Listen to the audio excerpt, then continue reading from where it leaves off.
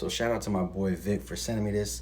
So what we're gonna do is remove one of these 4 from WWE history.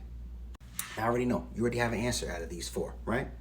But I can tell you who I know is not getting off this list at all. It's this guy right here. Out of these 4, he's the best, hands down. He's had the best feuds. He has the best in-ring abilities.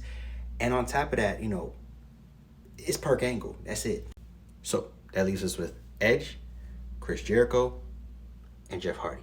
Now I'm going to break down the next one who's not getting off this list. And I'll tell you right here, it's this guy right here, Edge. Yeah. Now again, you might be thinking, why? It's just Edge. This guy was in the Brood. This guy was an Edge and Christian. This guy was the rated R superstar. The feuds he had with Cena, the feuds he had with Matt Hardy, and the whole affair thingy with Lita. Yeah. So it leaves us with these 2, Chris Jericho, Jeff Hardy.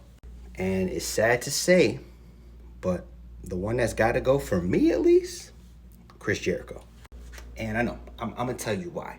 First and foremost, this guy right here, Jeff Hardy, he was the original Jey Uso. And what I mean by that is the crowd wanted this guy to be champion so bad.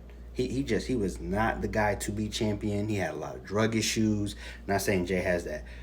But the WWE didn't see him as champion. But the crowd wanted him, so they gave it to him. And boom, hence the spinner title right there. And without this guy, we wouldn't have the Hardys. We wouldn't have TLC matches. Along with him, we wouldn't have TLC matches. And then Jeff was just crazy. He was accepted in the hood. Not that I live in the hood, but he was accepted in the hood. High flyer, swanton bomb, off the top of the ladder. Entertaining for days, I'm telling you. So then now you're asking, why Chris Jericho? He's great. He's an amazing guy. Y2J, the list, and then all that good stuff. But what it says is from WWE history. Yes, Chris Jericho was the first undisputed champion when they had the WCW World Heavyweight Champion and the WWE title. He beat The Rock and Stone Cold in one night. Not a triple threat, but in 2 separate matches. And I hate him for that, but that has nothing to do with it.